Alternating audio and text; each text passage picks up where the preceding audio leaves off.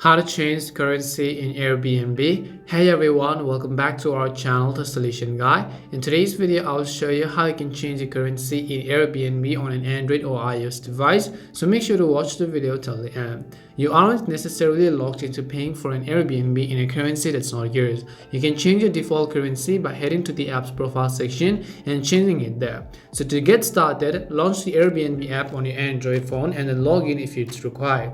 Then go to the bottom right corner of the screen and then tap on the profile option. Once you do that, choose the option called payment and payouts. And once you go to payment and payouts, select currency by clicking on the billing country region drop-down menu. Find your preferred currency by scrolling through the list, and once you've done that, select an option how you would like to get paid. Then in the bottom right corner, just tap on the continue button. Everything should now default to your local currency. That includes the prices you see for bookings as well as for your payments. And that's basically how you can change currency in Airbnb. We hope the video was really helpful, and if it did help you, make sure to leave a like and subscribe to our channel. If you have any more questions, then feel free to leave them down. Thank you very much for watching and see you soon in our next video.